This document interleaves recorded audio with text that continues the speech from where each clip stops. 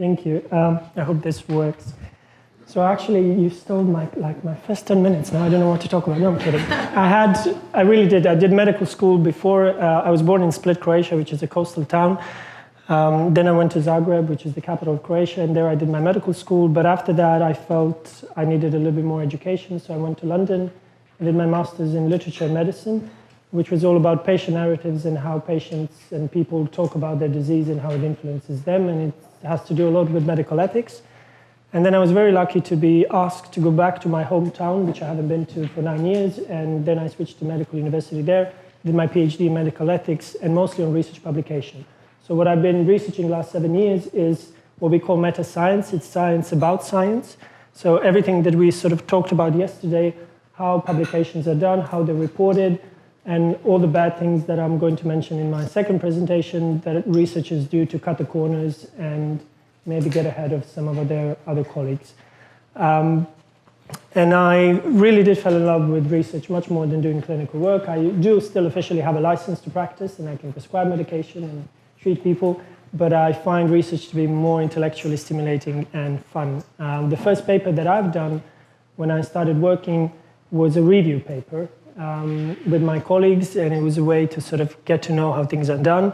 And my advice was really the one I told you yesterday. I took all the papers that I could find on the same topic, picked the one that I really thought was the best for me when I was reading it, most sort of best structured, and I followed that one for the first one. You know, it was a copy where, of course, our data was different and our argumentation was different, but the structure I really took from an already published paper and went on from there. But it was a collaboration?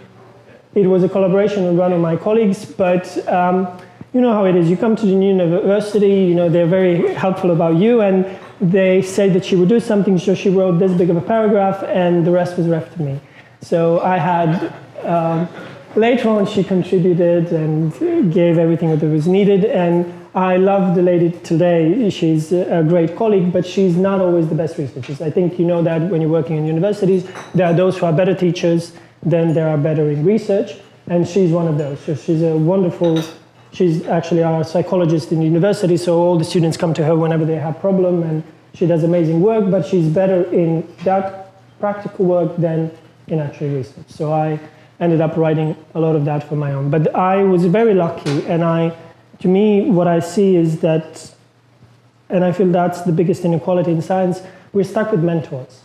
Unlike graduate students or master students, where the whole school is sort of in charge of you, we have 20 professors looking over you. When you come to the PhD thesis and your phase, you only have one mentor. If you're lucky, maybe you'll have two, and that person, it may not be the best ideal for some of my colleagues that I had. I was very lucky because I had almost two of them. I had a head of research methodology department and his wife who was working in anatomy. So whenever I would write something, it would be, he would first check it and then she would check it. So by the time I really started writing anything, you know, my introduction and everything got in track changes completely read, and I had to redo it and redo it. It took me 3 years of writing papers, but it was the first time that I sent them a paper to check that there was nothing just in the introduction that I needed to change. And that to me was like a huge celebration, that, you know, these two mentors that I've been working in didn't say that I need to change one absolute sentence or a reference just in the introduction part. I'm now teaching PhD students. I have 4 of them, mentoring them to do their PhDs. And one of them is a nurse who's doing research on actually how nursing education looks like. And we are currently in her version 13 of her first paper. So I think the stricter mentors you have, you get through it. But don't be discouraged by it, because you really learn. I now have around 22 publications, and 2 of them are now in review, and another 9 that I'm writing with colleagues. It becomes much, much easier and much faster. You know how it's done, you know where to look upon things, and the longest always, of course, aside from the data gathering for your research, to me is the literature search. You really need to read a lot. And there I see with my colleagues, because I do come from Croatia, so we also have a Slavic language, which are different than English, you know, so it's not your native language when you start working and writing. But the biggest struggle is the language itself. If you have problems reading English papers, and I don't mean reading, you know, the conclusion in the abstract or 2 sentences in the actual paper, but really going through the details of the paper, especially methodology, because that's where you learn things from. The biggest problem is the English language. So I would really recommend to you to do that as the best as you can. The more paper you read, the better you will become. It's really as easy as that. And if you don't like reading papers, then this becomes a problem. I think they're extremely fun. I think you can really learn a lot. And we are one of the rare people in the world that, you know, you're at the top of the education. It's like 3 to 7% of the world who come to the PhD level, that you can actually read things that are published in Nature, Science, and these prestigious journals. You're the one who are able to understand that. And if you have an innate fear of those numbers and statistics or everything else, the expressions, who will read that if not you? So I think, you know, really do fall in love with it. It helps a lot. And you will see that once you start reading, you know, 200 papers just for one that you want to write, it'll become much easier. And of course, you will skip things. You know, when you look at the abstract, you'll just go to the conclusion and see if that's really what you want. And when you look at things, but when you really find the research that is very similar to yours or even better, it is a great pleasure to learn from others and also to criticize them and become peer reviewer and then see how you could have done it better. There's too many science that's being done around the world that is not communicated, and mistakes happening all the time. And in medicine, we've seen it, and one of the biggest examples is there was one drug that was being developed for kids, and they tested it 30 times in different countries, always with no results. Why? Because no one checked that someone else did it. So we tortured kids 30 times for the same trial with a new drug to see if it works. And those things happen because people don't do the literature search. So my biggest urge to you is really do your search before. Don't think that your mentor will tell you all the papers there are in there. In the end, your PhD contribution is something that no one has ever done. So you're the expert on it. And I know we talk about peer review as someone else who's going to comment on you, but no one has done your research. So you're supposed to really know everything about it. And that sometimes really means screening to 2,000 or 3,000 abstracts and then reading 200 papers to see if everything has been done. And if that is something that is already too difficult for you, then maybe it's time to do, you know, what he said yesterday, to go to yoga or do some other fun stuff on the side. Because this can be extremely rewarding, and to me it's extremely fun. It's my dream job. You get to travel, you get to meet interesting people, you get to do wonderful research, you go on conferences. Thanks to this, I saw most of the world. When I look at my parents from Croatia, they've almost traveled nowhere, and I, at this age, already covered almost everything except Africa. So I think that that's a great privilege for us to do. So one of the things I want to mention definitely is, even though this is a 3-day course and I'm leaving today, don't always stop on this. Scientific writing is being taught all over the world, and especially today in the internet. And if you haven't heard of Coursera right now, then the people who've been teaching you in your graduate student and master students have done something wrong to you. Coursera is an online free university where you can listen to research from MIT, Oxford, Harvard, Amsterdam, anywhere in the world. It's completely free for you. You can listen to both arts, you know, literature, science fiction, whatever it is that you like. But the great thing for you is that there are at least 3 how to write scientific papers courses there. There's at least 15 courses on statistics, because they're all usually very badly handled around the world. And go from that. Don't just stop, I had this 2-day course and what I've learned is enough. Always try to educate yourself more, and especially on things you can do. The great thing about these courses for me is you get videos like YouTube. And I talk sometimes fast, but I really like when people talk fast, otherwise I fall asleep. So the great thing about it, you can speed up, you know, on YouTube how fast they talk. There are some professors and teachers that, you know, takes them forever to say a sentence, and I just can't follow that. So adjust your learning to yourself, do these things. You get free subtitles, all the textbooks are free, so just use them for whatever you need. Of course, again, the biggest limitation, majority of this is in English. Some of these courses sometimes are in Spanish or in Chinese, but majority of science is in English, so do English courses. And the other thing that I mentioned yesterday was the Pablo's Academy for Peer Review. I would really urge you to sign up for this. They will assign you from a mentor around the world from your field. They will give you papers to read you, and they will tell you which things you should have picked up when you were reading those papers that haven't been done good. There's another course that I haven't mentioned yesterday. It's the masterclass from Nature, so Nature publishing company that published the Nature journal. They also have a very good course, but this course is mostly like these two sort of days. It's mostly presentations and talks. The other one actually offers real practical work. So go on them. They're all like 1 day or 1 day and a half courses. They're not, something that you need to invest months in. Unlike Coursera. Coursera, sometimes courses, they can last for 3 months, but they usually give you lectures every week that you need to follow, and there's some quizzes and things. You can get official certificates, you can post them on your CV, and it's really done around the world. So those are the two sort of big things, just as a reminder, as yesterday. And also because I'm supposed to talk these 4 hours, and my voice will just go on, so I won't hear from you.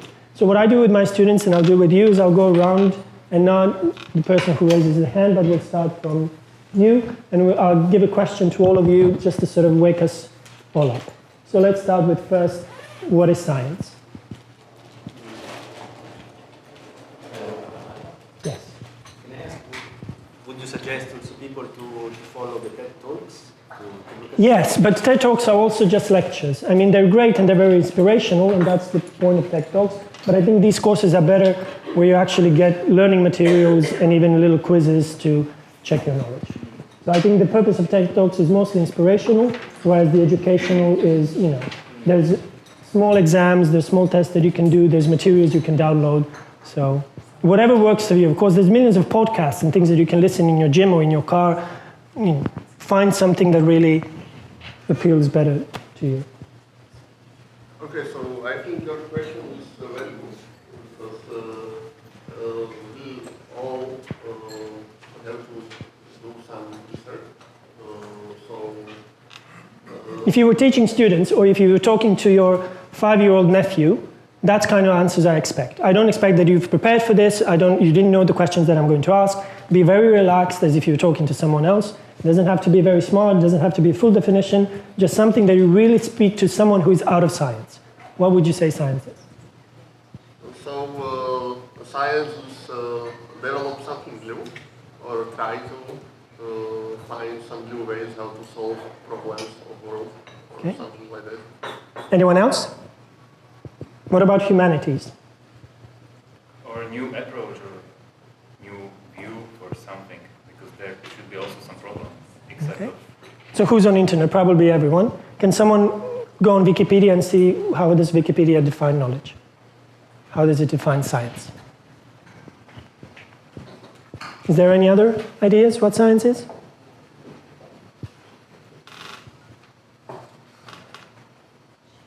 Spread new ideas.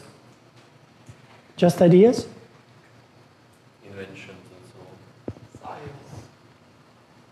Sorry? Wikipedia. Science and Wikipedia, let's see it. The reason why I mentioned Wikipedia is the most read thing in the world. So, I should find, because now it's in Portuguese. go. Science is a systematic enterprise that builds and organizes knowledge in the form of testable explanations and predictions about the universe. Is that an easy thing to say? About the universe, that's so big. So basically what I'm saying is that we accumulate knowledge. So what would knowledge be? Everything what we find and tested and practiced. What do you mean when you say tested? What about theoretical physics? What about philosophy? Is that tested? Why? We discussed about it. So it's some kind of testing of your opinion, of your suggestions. Okay. So even in philosophy. If you have quality speech, it's the same way. Because if you are testing some, for example, ideas, because I'm working in marketing and I always was facing about that marketing is not a science. Okay, but if we give a number there, and we are talking about target groups, you cannot do it without any numbers. So does science have to have numbers? It's the same in political ideas. Not really. What is a journal? Can we go here?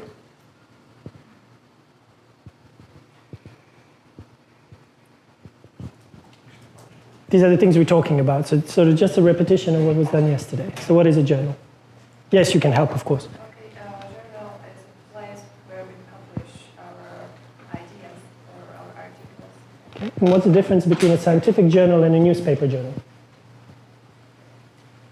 or any other media journal. Are peer reviewed? Some. And it's one opinion, no, by the journalist. It's only one opinion. Well, sometimes you have two writers, but yeah, okay. Okay, there's no discussion on numbers. Well, sometimes you do. This diet did this, that. Somebody killed someone. Somebody killed someone. There's over numbers. Also the context. In a scientific journal, we have our research. But not just ours, someone else's as well. Yeah, I'm joking, of course. Yes? And in newspapers? It's just the news about the world. But they also do news about science. So we publish a paper and then they cover what it is. They're publishing, like getting to base knowledge for people, and the And we don't? scientific one are yes, the scientific one are targeted for the I think science or people who understand more deeply. But who reads scientific journals? I mean, did anyone here actually open and read through a whole scientific journal?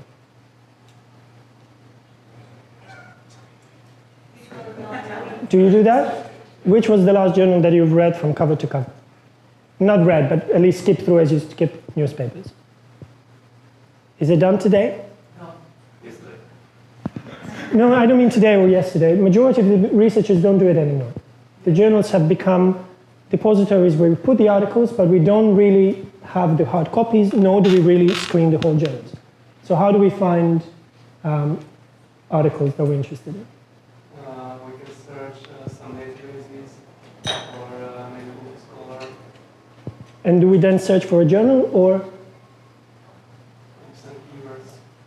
And then we get a list of articles. So I think that's another big difference between them. You know, you get those journals on the newspaper standard somewhere and people really go through them, while scientific journals today are rarely really read.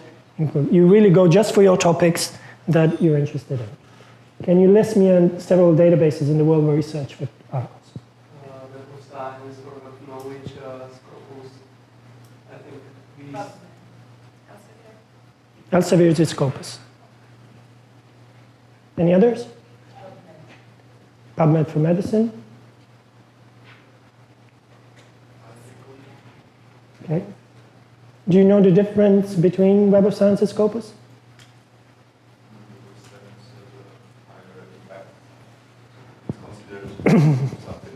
Oh, if you get representatives from Scopus here, they would not like that sentence. It's like having, you know, Google and someone else compete a product, or Apple and Windows, Macs and things, PCs. Do you know which one covers more journals? Anyone? Scopus has bigger coverage than Web of Science. So the big difference in what you said is that through Web of Science we get impact factors, and through Scopus, does anyone know what is a Scopus measurement for the quality of a journal? It's called SNP, Source Normalized Impact Factor, so it's close to the other one. What the Scopus one does is tries to compare all the sciences across fields, while as the Web of Science doesn't do that. So you will see that, you know, Nature and something that we talked about may have an impact factor of 50 or 60, while many other journals would have 1 or 2. What would you say is the average impact factor of all journals? Could we maybe take a question back? What is an impact factor at all? Do you know?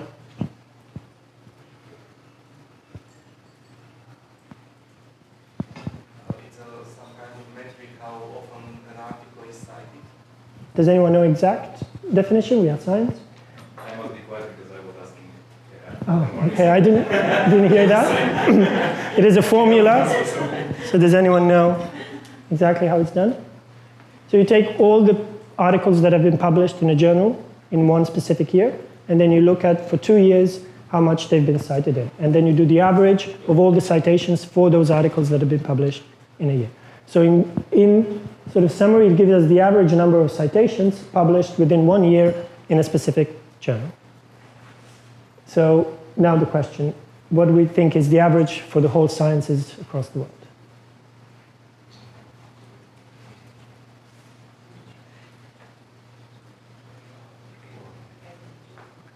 If it was, everyone would be celebrating everywhere. Unfortunately, it's 1, which means that, and the median is almost 1 as well, meaning that the majority of science that we publish today in the world never gets cited. So you put it out there, and if you get 1 citation, it's great. Because that's more than the average what happens. Of course, you have journals. One of the biggest one is a journal for medicine, which has systematic reviews on cancer, which has 200. But that's a complete outlier because they only publish 30 articles for the whole year. And those are the ones that always tell you the newest therapies in cancer. So that's why they do have that in medicine. The next ones are only the ones you heard about, Nature and Science, or New England Medical Journal and things like that, which have around 40. So it's a huge gap between them. In the field that I come, which is medical ethics and publication ethics, the biggest impact factor is around 3. Transport, as we heard yesterday, is around 4. So fields differ greatly in what citations do. And the lowest fields usually in citations are in arts and humanities. And does anyone know why? What is the biggest medium that you publish things in humanities? Books. And it takes a while to publish a book, longer than a scientific article. So it takes longer for them, when the book is published, it took much longer process. So the things that they cite are, of course, a few years before when the actual impact factor is measured. So that's why you have big differences between fields. Except for journals, whoever is next, what is the other way we can publish our research? Except for an article in a journal. Okay. What's the difference between a conference proceeding and a journal article? Sorry? Well, not always. You can say you're sick and you can have a colleague present there. And is there a difference in the structure and the look? Mostly no. They're often the same. Some conferences require a little bit longer page numbers, but that again differs between sciences. What's the difference in peer review? How does the peer review look like in journals? Okay, let's do the average for all sciences. What's the most common way? You don't send it to an editor. We don't rarely now send an email to the editor. Send it to a journal, okay? Editor rates it, and if it's good enough, he assigns 1 or more reviewers. How does he know if it's good enough? Well, he should be at least expert enough in the topic of the journal. Hopefully, yes. Editor should be good at that. Do you think they read the whole paper? Probably not. Probably not. Usually the cover letter, sometimes the abstract, and then see if they do. We read all the papers. Or you have very strict editors that read everything. And how many do you actually peer review for your journal? Well, I mean, as an editor, I don't read the full paper always as an editor, but as a reviewer. As a review? No, I'm talking about an editors. We're still at the editors. Okay? And so then the editors does what? He assigns the paper to the reviewers. How does he do that? Well, it depends on the topic of the paper. No, I'm adding practical steps. What does he do? Right. Rarely sends an email. Most commonly you send an email and then you click, will you do this? And you say yes, and then they send you the article, okay? And how many reviews do we usually have per paper? Hopefully more. So the ideal is 3. You're very happy if you get 2, so a lot of papers get 2. And a new thing that is happening now around the world in journals is that they will list on the article how many reviews they had. So science is now trying to be more transparent than it was before. And sometimes it's an open peer review, which we talked about yesterday, when you actually get the names of people who reviewed it, but then you will also get the number of people who reviewed it. Now, when I talk usually to my students, they don't think this is enough. Because, let's face it, someone sends you research, only 2 or 3 people look at it in the world, and they say that's good. If only 2 or 3 people reviewed a hotel on Booking.com, or on Airbnb, or a cell phone, you would not trust that thing. You would think, this is not a place I would want to go to. So in science, we still think 2 or 3 perfect. So always bear that in mind why some papers are not always perfect when you read them. It's only been read by 2 or 3 people, so that's really not as you have 1,000 reviews on YouTube or somewhere else. So if we had 1,000 likes or 3,000 likes, that would be quite different to maybe. For example, yes, there's been a research done who said that for scientific reasons. So one of the bad things about peer review, and I'm involved in the COS project, which is this international group that is look how to improve peer review. Personally, just a little disclaimer, I think we should ban it, but science has shown that we need at least 7 reviewers that it be scientific, because inter-rater agreement, does anyone know what that is from statistics? So when you have judges on Olympics, judging some kind of sport, like skating, you usually have 3 judges and they each give a grade, or many other sports like that. So you look at how similar grades they gave. Now in sport, this is very similar. Maybe one will give one number higher all over, usually in competitive top sports. When it comes to peer review, there's absolutely no agreement between them, so it's not even statistically significant at all. So basically the 3 reviews that you get give such different opinions that we cannot say that they read the same paper. If you based it on the same performance, you don't get the same thing. And that's a little bit of a problem with peer review. Of course, the things that we did mention is every peer review is different. So one of them will catch things that the other one doesn't. That's why we have them. And one of them will be an expert in statistics and methodology. The other one will be a practical person or a policymaker, so that is expected. But a lot of research has been done where you take one manuscript, you fake a manuscript by purposely inserting mistakes in it. And then they sent them to 20, sometimes to 50 people to see which ones would detect the errors. And you would think, because we're all experts, at least in that field when they send it, that they do detect them, but unfortunately they often don't. And that's... As an editor, it's so difficult to It is. read.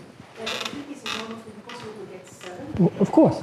So In practical reasons, it doesn't work. you contact 4 people and only 2 reply, only 1 reply, then you have to contact Oliver. And I mean, comparing to sport, you're not like assigning the winner. No. Then of course you need to have, when you want to assign, for example, the best paper in a conference, then yes, you have a pool of people which is going to be bigger than 3. But in a paper, you're not saying this is the best paper, everything. You're saying like this is good enough. And then the 3, if they do, the viewers, if they do the job, and the editor also check that, then we should not have these mistakes. And I completely agree. So 7 is not even statistically significant. So For the inter-rater agreement, it's much better than 3. And I do really agree with this. The only problem is public believes that everything that we publish in science is 100% great. They don't see these little gray nuances that we see in science. And I know when I started working, you get this great idea that the world is beautiful and all the science is perfect and everything that you read should be, the best science out there that you can read. And then you see how many bad things are published and you wonder how it is that these people got their PhDs or how it is that this paper gets through. And that's why many of those papers don't get cited, because you realize later that you can't use them in the research, that you can't use the methodology, or even worse, that you can't replicate the things they've done in your lab or in your factory or someone else. I mean, if you did a blueprint for a new iPhone, it couldn't be produced in a factory in China, Japan, Croatia, or anywhere else, you would say the blueprint is wrong. In science, if you can't do it, you just say, okay, they didn't really do it that good, we'll find a better method. So there is a little bit of a standards difference that are sometimes not there. What is the difference in peer reviewing conferences? There's no review process. There is, but what's the difference? Why is it faster? The conference has a strict deadline, so all the papers get submitted to one time, and all of them get reviewed at the same time. Whereas in journals, I can send mine on Monday, someone can send it in 3 months or 5 months or later on. So the process is a little bit... Everybody needs to be in touch, so at the same time they must do the same things. So, for example, reviewers cannot reply one week later, for example, because the editor sent the email at the same time, but they are not in touch with that. And also they do select, papers for that conference as well. So they, unlike many other peer reviewers, you get one paper to peer review for a specific journal, and then they wait a few months before they, ask you again, so they don't really, anger you because you're doing too much for them. Whereas for a conference, you usually have to peer review 7, 10, or 15 papers in a very specific deadline for that conference, so you get to really compare them. Whereas in journals, you don't really compare the one that you're looking at now with the others that have been published. At the conference, you do see the differences that have been submitted, and then you can say, yes, we'll accept these ones for oral talks, but we won't really accept these ones. We can put them to the posters or not accept them at all. Okay? So when you do search articles, how do we do the keywords? What are the most common ways of searching?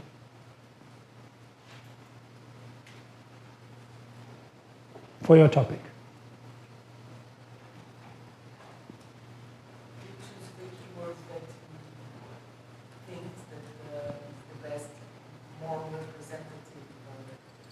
And if you have two keywords, how do we combine them?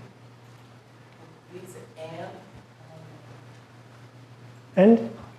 Any other words? Or. Do you know the difference between and or in searches?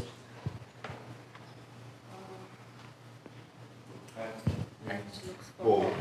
That means both, yes? Or means at least one. At least one of them. Okay, and how do we search for a specific term? Yes, you put the inverted commas, whatever they call it in English. Okay. How do you call it in Slovak? So the search is very similar to what you would say in Google or somewhere else, but the Boolean operators, that's and or nor, are very useful. And then you can, of course, filter things according to time or journal or many other things. Do you know what a systematic review is?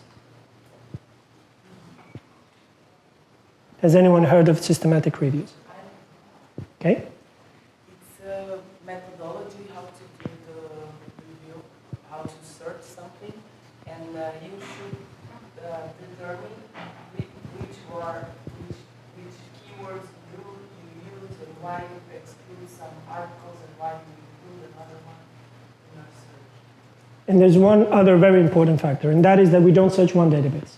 So most commonly what you do is, when you look for articles, you search one database or Google or whatever it is that you do, and then you think you've covered what it is. In a systematic review, you are required to minimally search 3 different scientific databases. So you can do Web of Science, Scopus. If you're in medicine, you can do PubMed or Embase or many other things. There are specific databases for each discipline. So you're supposed to cover at least 3 with your keywords and a specific time.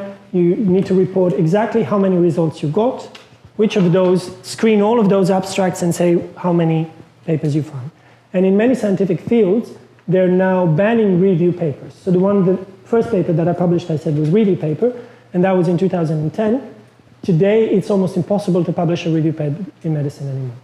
The golden standard has become systematic reviews, where you have to list exactly the date when you searched, how many search results came out, how many abstracts you screened. You need at least 2 people to screen those abstracts, so they don't trust just you to look at them. 2 people need to screen the abstracts to look, and then of those abstracts that you thought really do align with your keywords and the topics, you get those full papers and read them, and then you make a review paper. Systematic review is often accompanied with something which is called a meta-analysis. Do you know what that is? Have you heard about that before? So meta-analysis is if we found 200 papers that were dealing with the same topic, and all of them had raw data, what we do in a very simplistic ways is we combine all that data, let's say in one big Excel sheet, and then recalculate. It's a method. So we take all the raw data that we can find, recalculate it to see what is the actual effect of that thing that we're looking at. So often you will see, if you search Web of Science or Scopus, that the title of the paper will have systematic review and a meta-analysis with it. Keywords? Sorry, it's still about keywords? No, it's not about keywords, it's about actual data. So you do a systematic review, for example, I'm from medicine, so sorry if some of the examples will come from medicine, but let's say what's the best drug to treat diabetes, or diabetes in kids. So you will search 3 databases to find all the papers that have ever done tests or new drugs on diabetes in kids. Then you will take all the data that they had, how many kids were treated, how many people had these symptoms, what had that, put them all in one big sort of database, and give me the answer which one is the best. By, again, mathematical and statistical means. And that's the meta-analysis part. Sometimes you cannot do that, because you can find out, that we talked about yesterday, that maybe only 3 studies in the world have been published on a very specific topic that you can. Of those 3, 2, quality is not that good, so you can't really combine them into something, but it still informs you greatly saying where the research needs to go to. It tells you what are the gaps currently in some field, and then where to go. And I've seen a slide, right now there's a Cochrane conference going on in Edinburgh, where a few of my colleagues are, and I've seen in the University of Edinburgh in the UK, they're now making systematic reviews to be the first paper that a PhD students do in their university. And they're supposed to do one at the first year of their PhD, so that they really know how to search databases, and that they do get what I've been trying to hammer into you from yesterday and today, that you do need to read 200 papers on your field to really be in there. And then you can say you're an expert, and then when you get an invitation to write a paper, you know what you're talking about. Okay. So these are two types of research that we can do today, which is also meta-research, because we analyze other people's research. We are not doing gathering of the data our own. We're doing a survey of what is out there. But when it comes to basic research, can you tell me a few types of research that exist? What kind of research can we do? What are the most common types of research done in the world?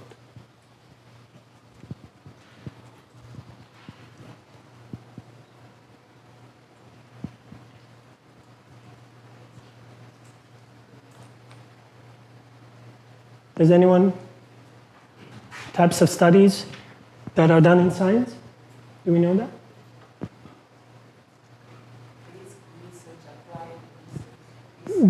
Those are research types.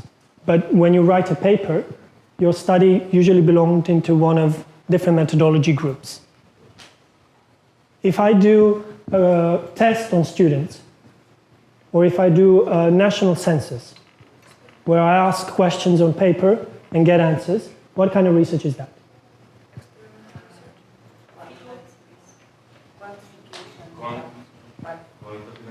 Okay, so the two big groups of research are usually quantitative and qualitative.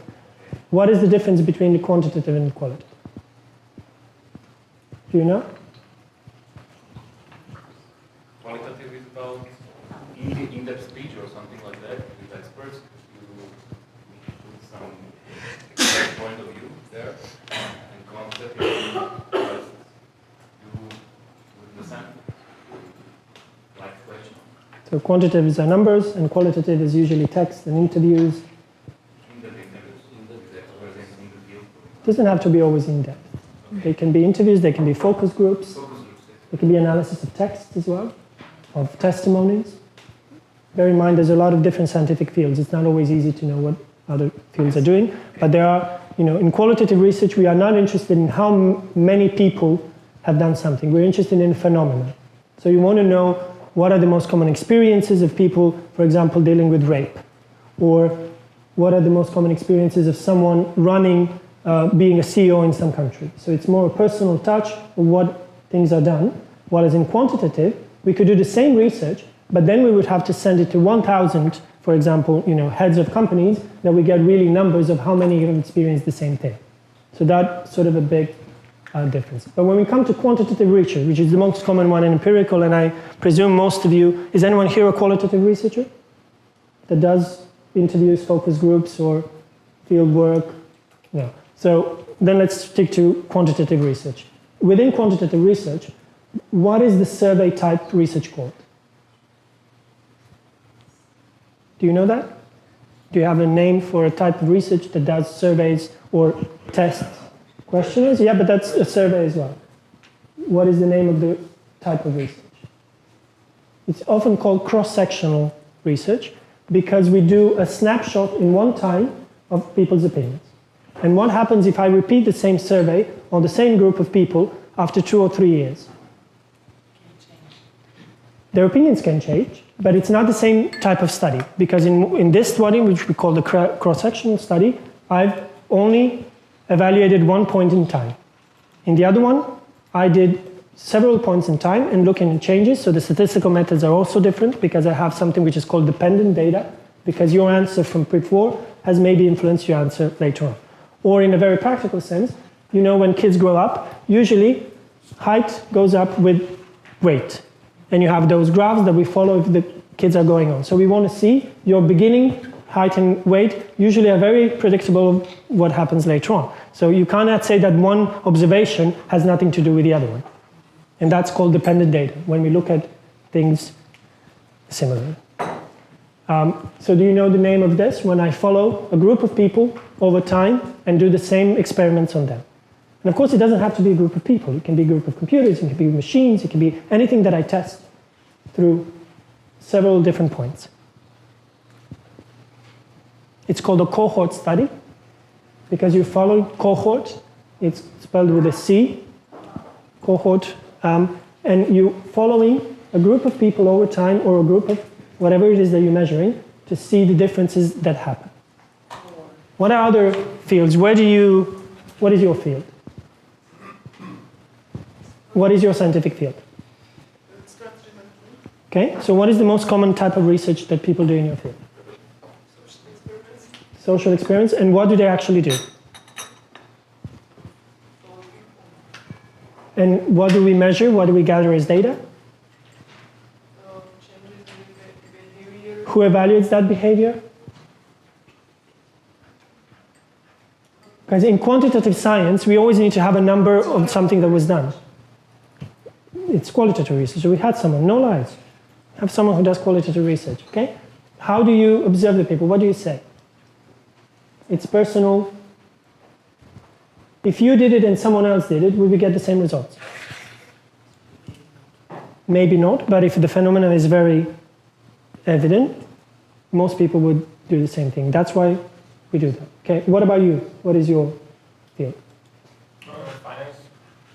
What's the most common type of research?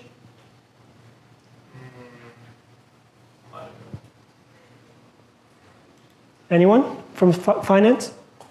Quantitative research, so finance analysis, following also correlation between old social behavior of people and the finance numbers. Okay.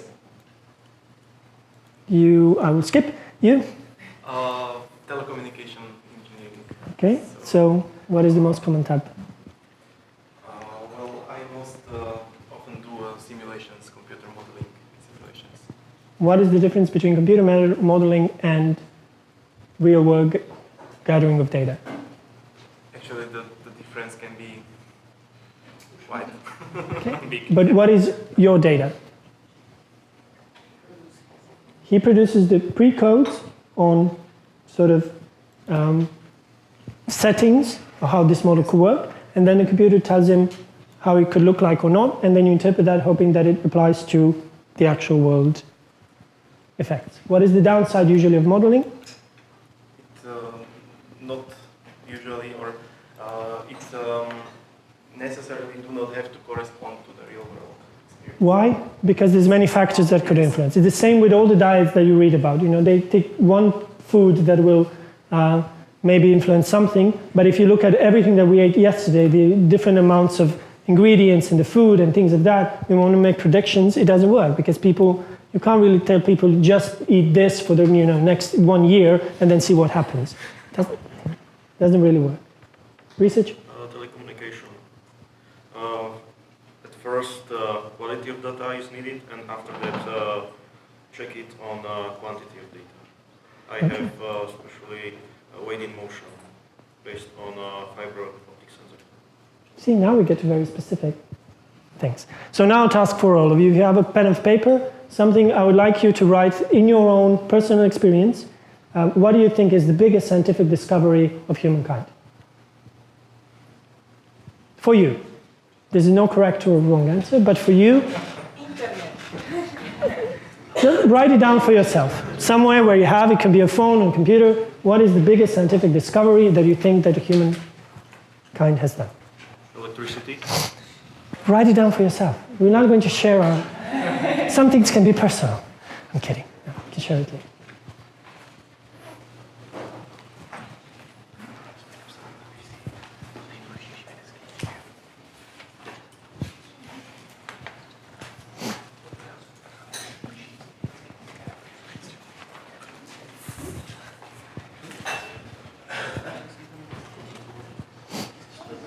Question number 2. I don't give you a lot of time. Pop-up questions. What is the biggest scientific discovery in your field in the last 5 years?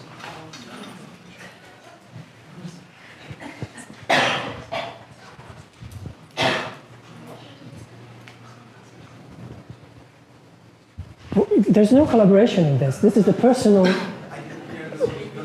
Question number 2, the biggest scientific discovery within the field that you're working in the last 5 years. Sorry? I didn't know this. So the biggest scientific discovery in your field, PhD or whatever it is that you're working on, in the last 5 years.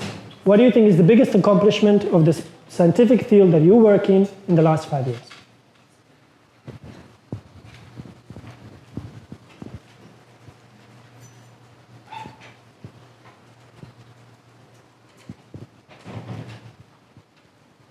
There's only 2 more questions.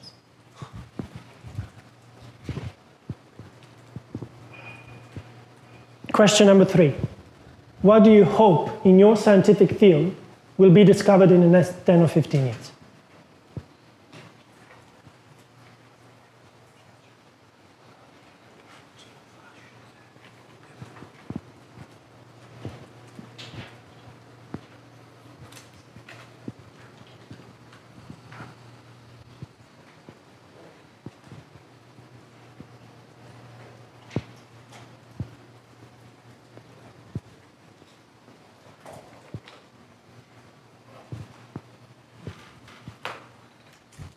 And question number 4, for all sciences, you answer the question, what was the biggest discovery? What do you want to be the biggest discovery for the whole mankind? What do you think would be the best next thing that we do?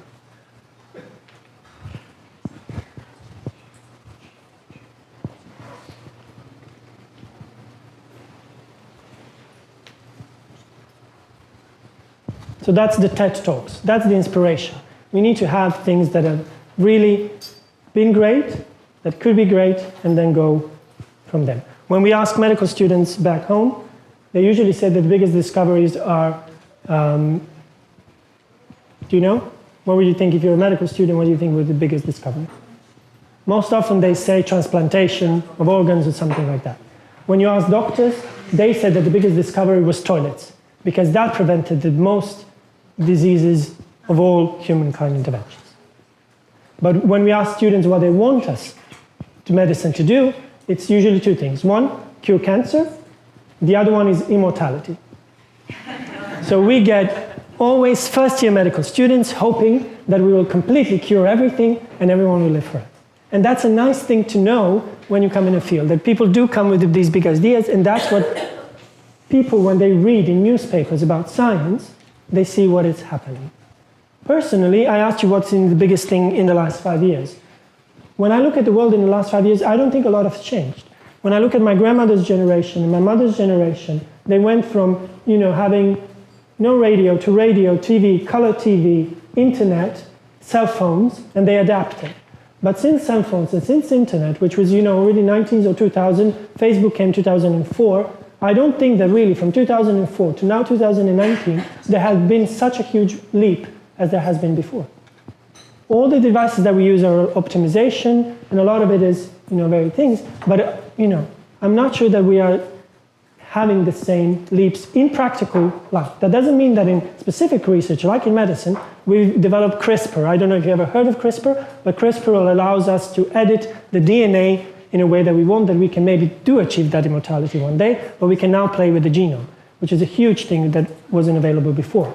But when you look at everyday practical applications, it's just variations. Now we have the electric cars, but they were existing before, now they're better. There's new versions of iPhone or new versions of other phone, but the phones have been on for quite, some time. So sometimes the steps are huge, but sometimes they're not as big as we want.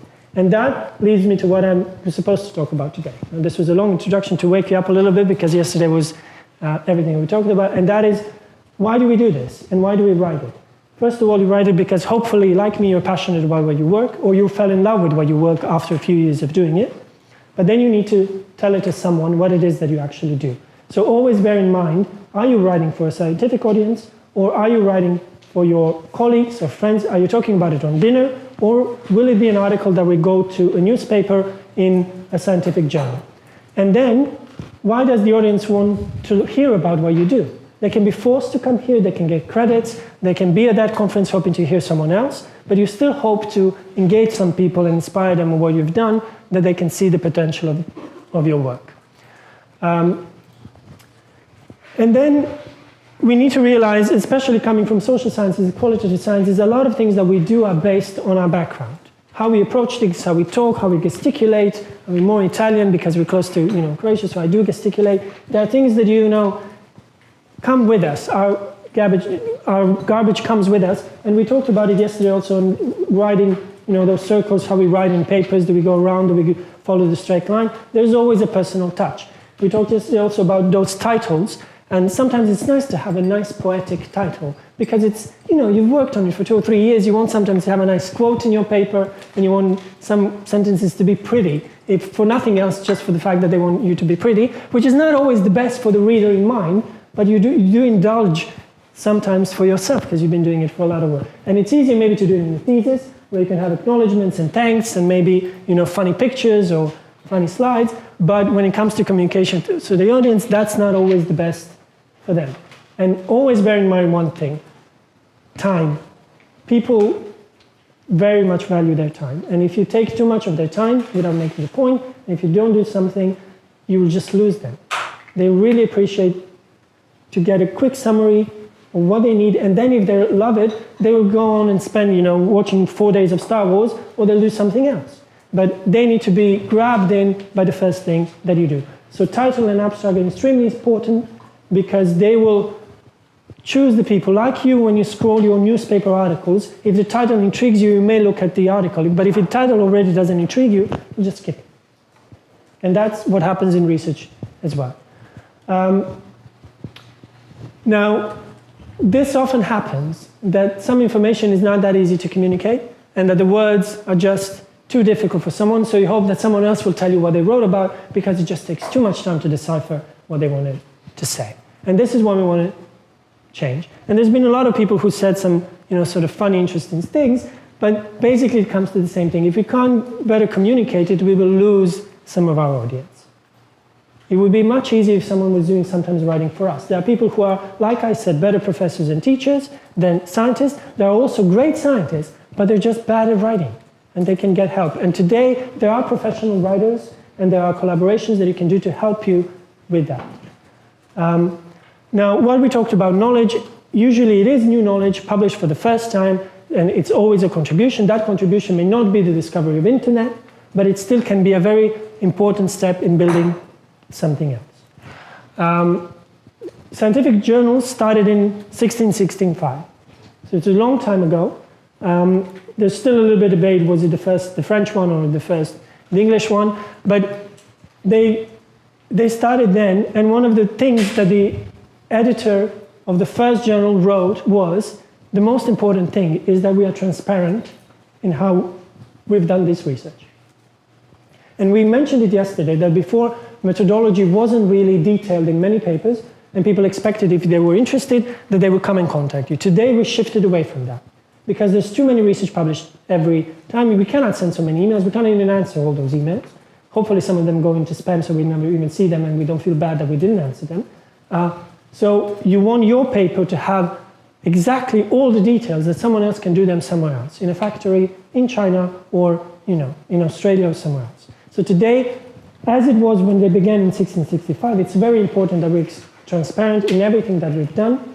And even, we'll talk about in the next lecture, is sharing of the raw data and things. And that's the new thing that is happening.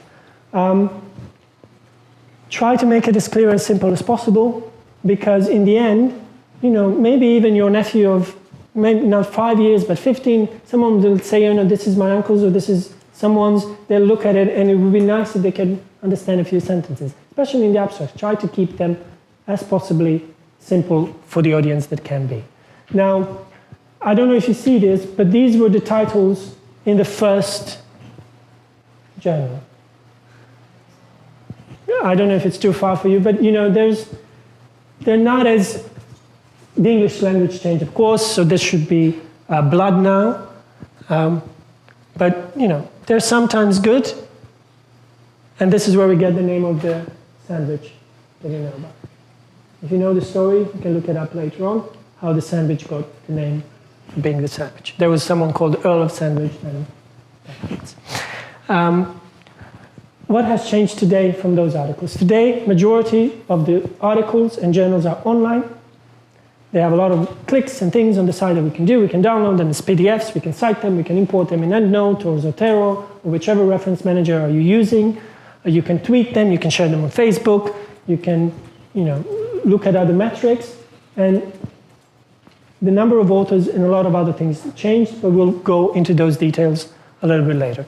There you can see links to Google, you can go to other history. So there's a lot of things that, of course, we moved away from the text.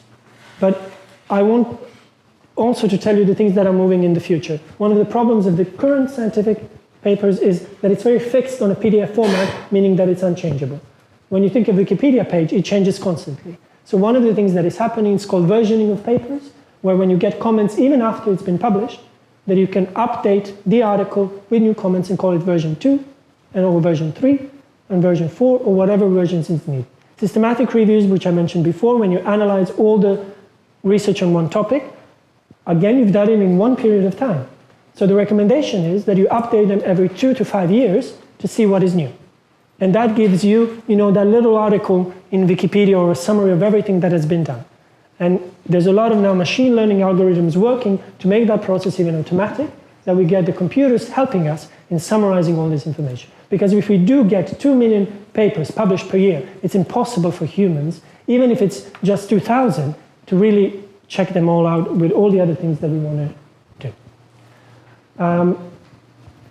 So what do we do now when you go and write your paper? Let's say we did a first draft of the paper, and I don't need to repeat myself again, you've read at least one article in that journal that you want to submit it to see at least how the outline looks like, and if it's going to be, that you know what it wants. So we look at, you go to the journal's website, most commonly, if you know the journal.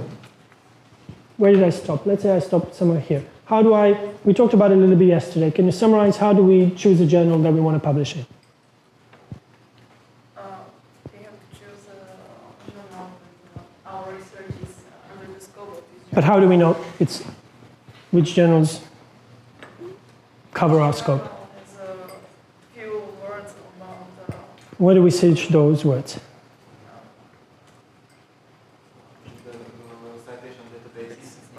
But we don't search for words and then give out journals. Or you can publish probably in a journal. No, I want really practical. You open your laptop, how do you find the journals? Search where the authors which I cite publish. That's one way. What else? Yes? Search with your supervisor. You can ask your supervisor to tell you where to go. Okay, what else?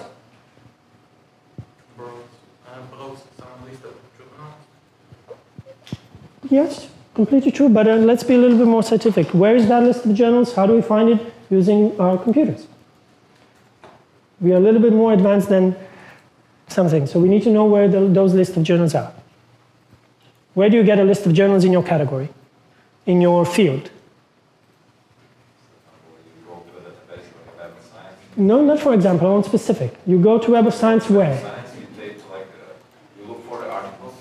No, that's not the thing he was asking. That's looking for articles. We're looking for a list of journals. Where do we have a list of journals? For example, there is No, I don't want to hear for example. I want specifically where. Now I'm being strict, sort of practical steps, how you do that. Go. Just keep the for example. Go. I searched for the list of journals listed in current content.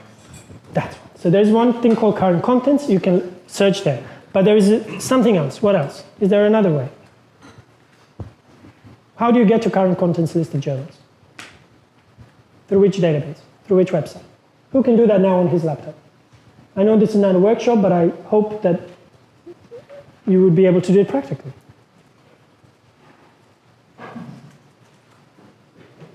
How do we know which is the highest ranking journal in your field? I type in the Google which which is the highest impact journal? That can be done, but that will give you one. How do we get a list? By the impact factor. In a master journal list Who has master journal list? of science. But that will give you a list of 70,000 journals that they have in there, not ranked by impact factor. So there is something which is called journal citation reports, which lists, and you can access it through Web of Science. It's one of the tabs on the Web of Science, journal citation reports, and it lists journals by the impact factor. Unfortunately, this is a subscription-only availability, meaning that only if you have access through your universities or countries, you can access it. It's not available for anyone in the world to just do these lists. What is available to the whole world? For free. Yes, but that's just medicine. And I'm not talking about medicine. But what specifically in Google? What is the search engine for Google Scholar? Google Scholar has metrics tab, and you can put the list of journals based on Google Scholar. That is not an impact factor, so I have to warn you, that is not an officially always recognized best database, but it has a freely available list of journals which you can categorize by field or subfield and see which are the best ones, and then you can go from there. Okay. Then we found the journal.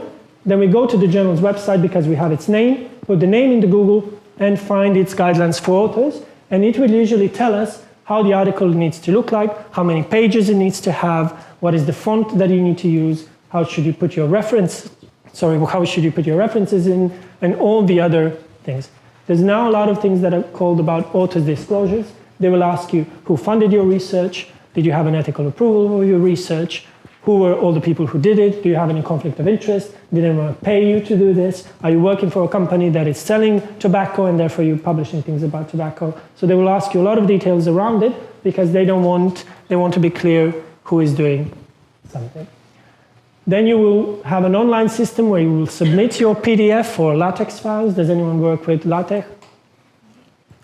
So depending on the fields, you may not use Word to do your manuscript, you will use LaTeX, and then you will have to say something about data sharing and copyright. That's the more things. I'll cover that later on. But in the past, usually authors would give the copyright away to the journal. And then the journal had the right to publish it, republish it, sell it, and make money on it. Today that's changing, and hopefully, and completely changed in all the journals around the world, but the copyright remains always with you because it's your intellectual contribution that you've done, but you do give the right, exclusive right of publishing that article to the journals. And you have to list data sharing, meaning if I did collect the raw data, if I taped the interviews, if I did the surveys, and I have those Excel database or whichever database of data you're working, or you work with codes in simulation, that you will post those as well, via GitHub or any kind of other repository to allow for other people to check it and learn from it. And then we archive those things in other databases, and the thing I mentioned is version control, that I see has there been changes since the publication to that paper. So can anyone tell me, aside this very advanced thing that is not happening yet of the versioning of papers, it only happens for systematic reviews and some very specific journals, but what can happen to an article after it has been published? Can we correct things in it if something is wrong?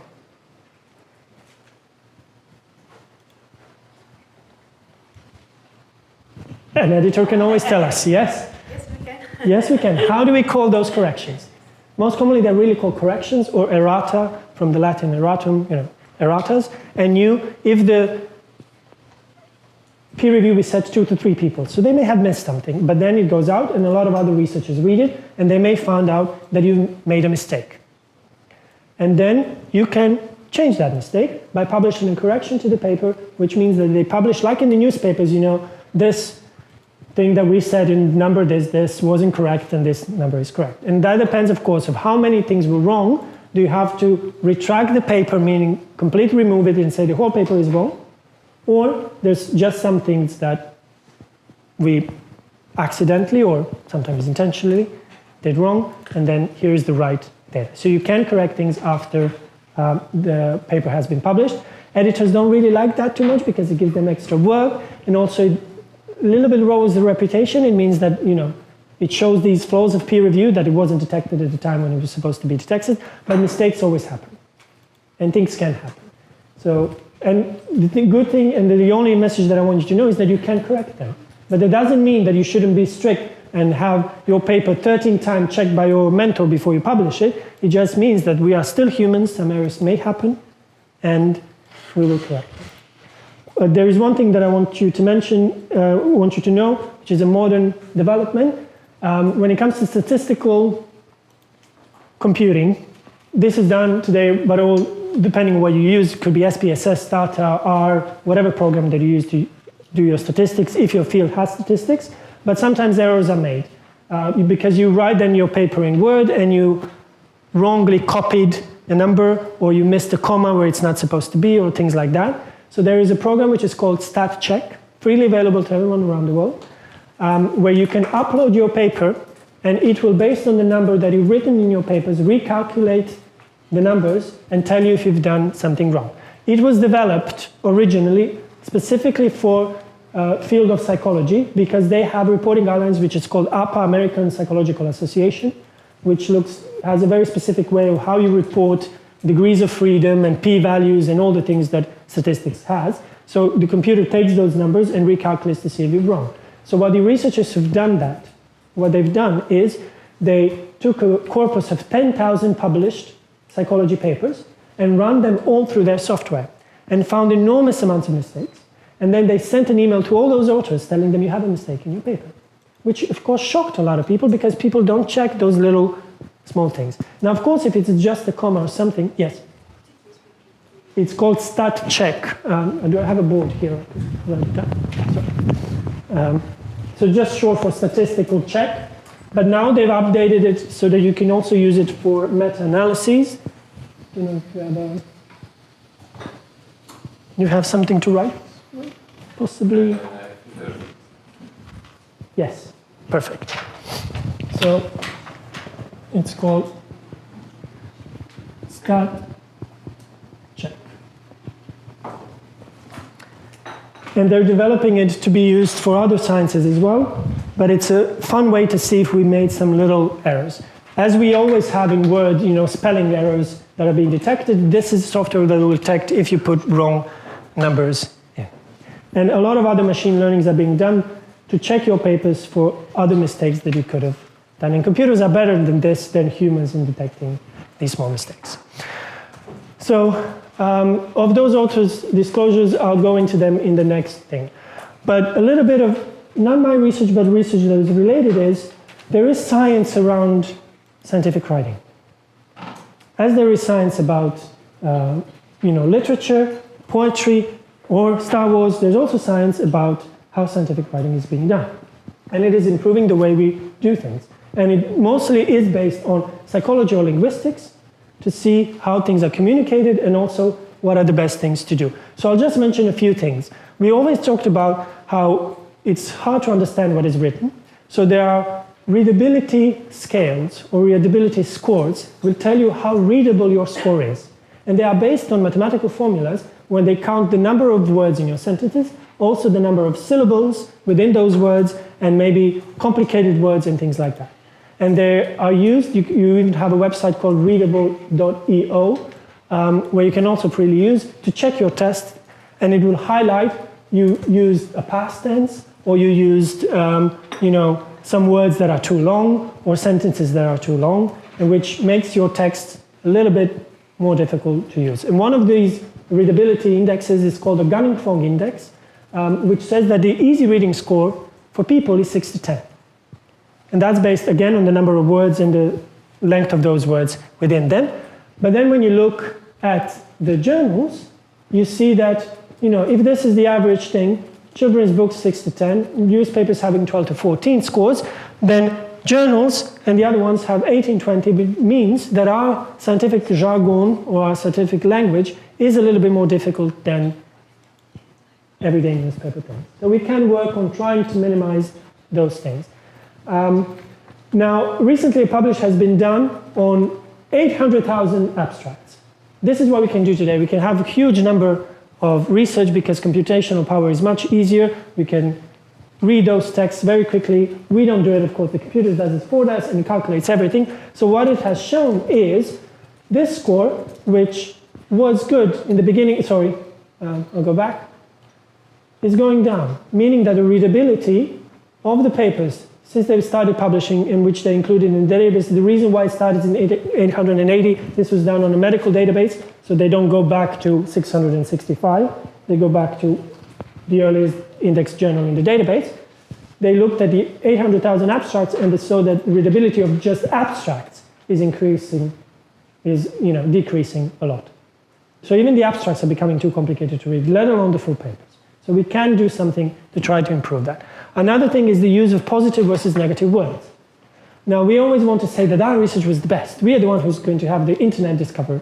So when we write our articles, it's so, it's very positive, it's full of energy. So they've also looked at abstracts and the positive and negative words in the abstracts, where they show that it used to be only 2% of positive words, and now it's almost 20%. We want to say that it's very, we're emphasizing the fact of how good our research is.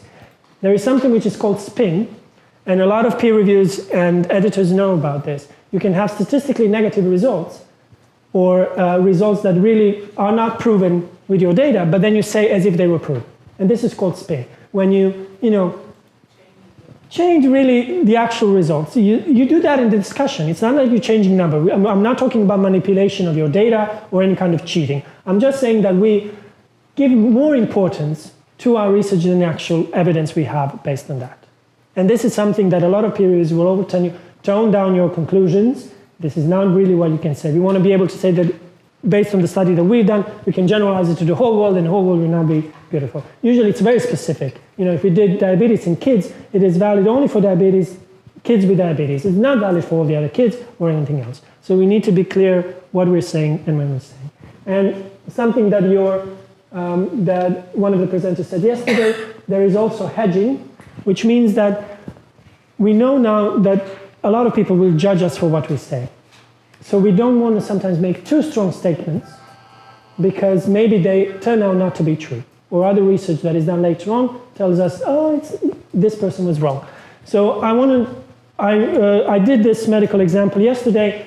I know it's medical, but I think it's a very popular topic always in the newspapers. Do vaccines cause autism? Now we know from research that they don't. So the article's name was Vaccines Are Not Associated with Autism. Very clear. Vaccines are not associated with autism. Perfect title that you want to get out there. But then you look at the conclusion within the abstract, and it says, finding of this meta-analysis suggests that vaccinations are not associated with the virus. Why do they need suggest here? Why do they need suggest here? Why couldn't they say vaccines don't cause autism? And that's called hedging. We don't want to sometimes oversee. So their title said they are not associated. Vaccines do not cause.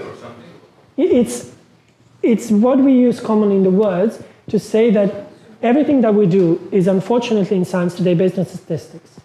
And statistics always has a small chance that something else out there happens. Now we take those p-values or statistical powers or effect sizes to tell us of how certain they are. Pre-tested, so you take 1,000 people. We are talking, in this study we're talking about taking 4 million people. We're not saying, 100 people or 200, but still, it's 4 million people. There's billions of people. We may not be 100% sure.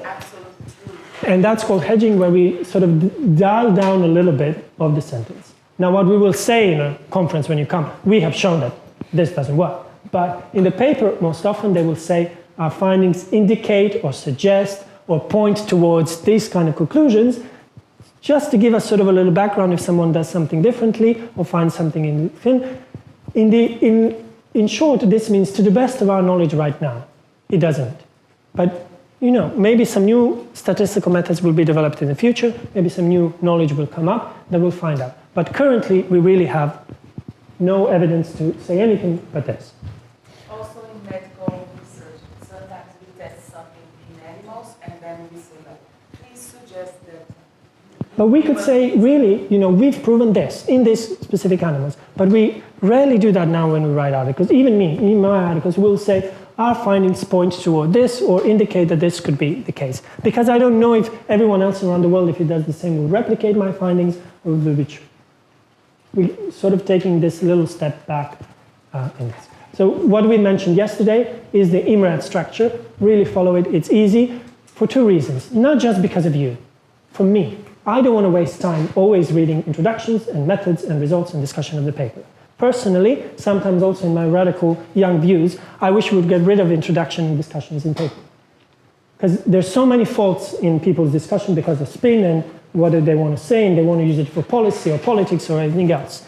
The true mathematical, true scientist really believes these are your methods, these are your results, this is the data, and the data tells me the truth. But that is not always easy. The data that we collect is not always able to tell us the answers that we want, so we use other things. And the reason why I don't like introductions so much, but hopefully and luckily now they are shorter than before, is I wish that all introductions started, and again this is personally me, you cannot do this when you write this, I wish it said, you know, introduction, look at link Wikipedia. And then all the knowledge would be there. Because what you do is you write this introduction of what is the current state of your knowledge, then the article may come out in a year and 2 years. Well, a bunch of papers have been in 2 years, but your introduction doesn't state that. It stated only the science that has been published up to the point where you submitted your article to a journal. And you will see that once you start submitting more articles to journals, that you will have reviewers telling you, oh, but a paper just came out 10 days ago, you should include it. Yeah, but that's wonderful, but I submitted it 2 months ago. I couldn't have known that. Not that you won't, but that sort of shows you the temporal values. And also, you know, if you're longer in the research, you hopefully will, once you start now with your topics, will be sticking to them for the next 5 years, maybe 10 or 15 if you really love them. So you will most likely know a lot of things. But it doesn't mean that I still don't want you to do a systematic review and search 3 databases, especially since we're talking about that I may not know what is happening in Brazil or what is happening in Mexico on this point. And some research is not always published in English, but another thing that we're working on is translating all the papers on things. And now, one practical example for you, titles. Titles, we said, could be sexy, but it's more important that they actually tell us exactly the information that we need so that people read your paper. And there are 2 types of titles most commonly used. One is the indicative and one is the informative. Indicative one is the one that tells you about the topic. So for example, it's diabetes in kids or cell phones in Japan. You know it's about cell phones, you know it's about Japan, but nothing beyond that. Or the title could be drug A is the most effective drug for diabetes in kids, where you actually get the end result of your research in the title. And that's called an informative title. So a task for you is to write one informative and one indicative title from your scientific field, or possibly even for the research that you're doing right now. Make it up. I know you don't have the results right now. Just make a distinction between yourself, short example, short exercise, 2 minutes of a title, one which is informative, one which is indicative.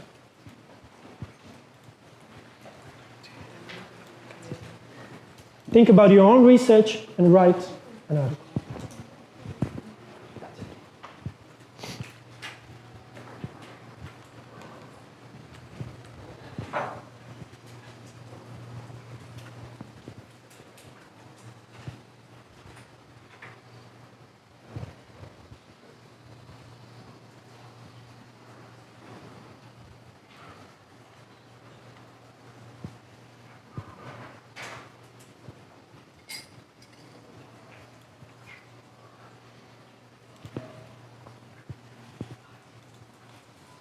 It can be a collaborative title. 2 authors or more are allowed in a science.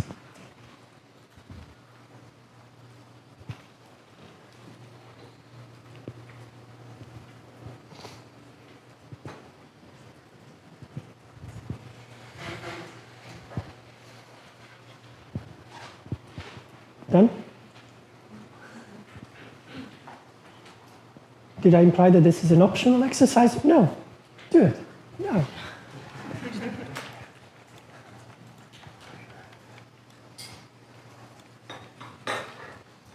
I forgot to warn you that it's also a master of karate. That changes nothing. That's why we're more calm and never allowed to use it.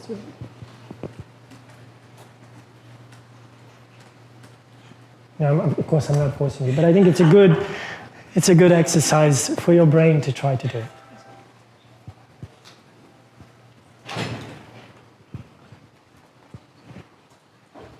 Does anyone have a sexy title they would like to share with me?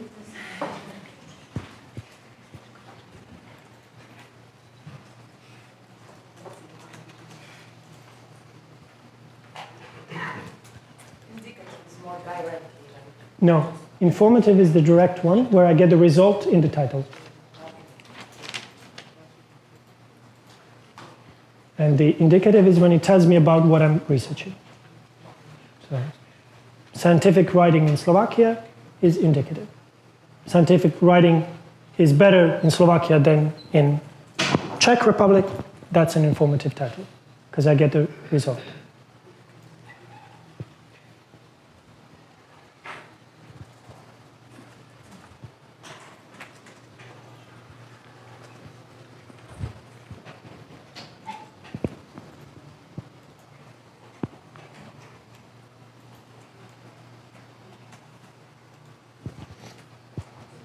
Which of the two do you like the more?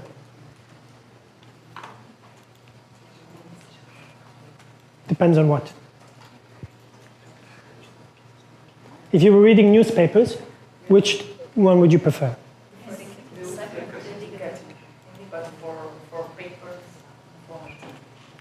Well, I'd prefer informative in newspapers as well, then I don't need to read the article. If the title says, 3 people killed this weekend, then I don't need to read it downstairs. Why is indicative more used? Because usually we don't collect just one variable or one thing that we do research. Our models have millions of things. We collect 15 or 20 variables and a lot of things that we correlate. So you cannot always put all of your results in the title. But for the audience, they would really prefer informative ones because then they can skip the rest and they learn something new. But it's hard to do, especially when you have long studies and a lot of research.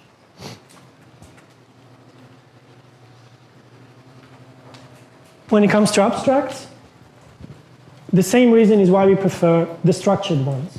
The one that already have, introduction, methods, results, discussion, little paragraphs. Why?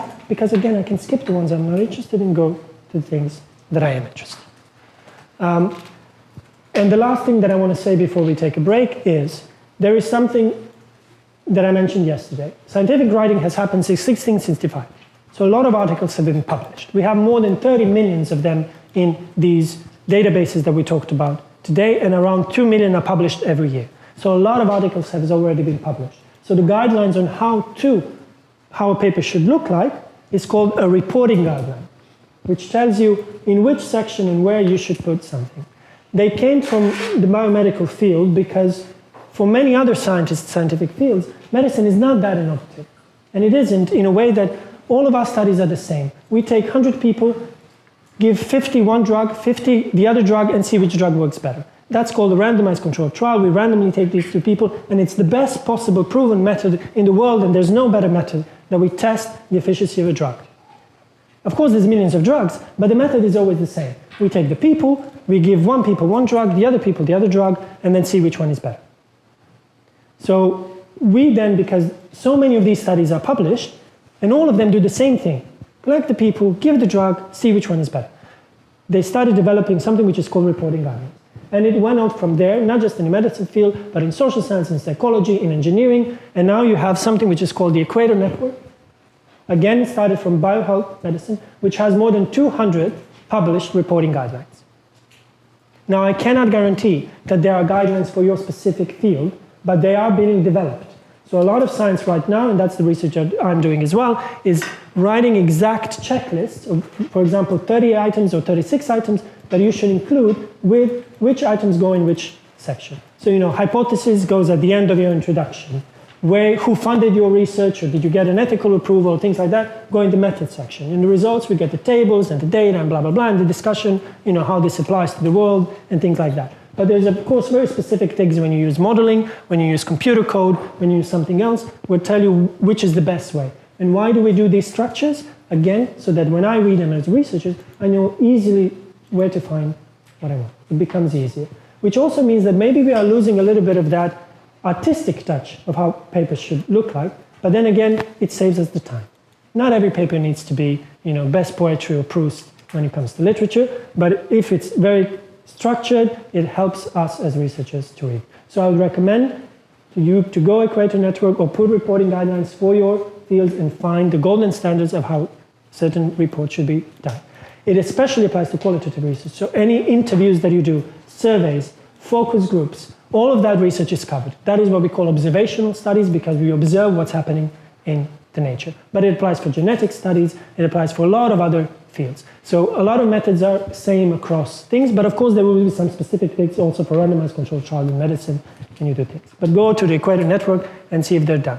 And also you will see when you start reading more instructions to the authors from journals that they will mention either this or a specific reporting guidelines that they want you to have the structure on that journal. So don't think that you need to redevelop this. Read the instructions of the journal or find the reporting guidelines on the internet and use them.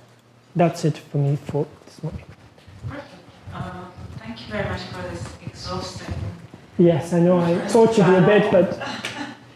Yeah, I think with this overload of information, we take a break now. We have a half-hour break. I would definitely recommend you to get outside and exercise a little and take a real break because it was a lot of information that you should digest. I can see that some of you are having a little problem with the English language maybe because Mario speaks pretty quickly, so maybe it will be fine if you have some hesitations. I guess that you can also find him during the break and ask him further questions or some clarification or something. And please do take, they will give you the new slides.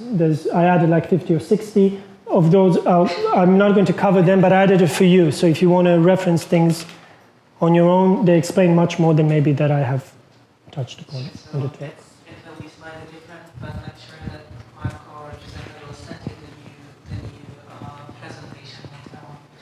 So let's take a break now and we will be back at 11 with the next part.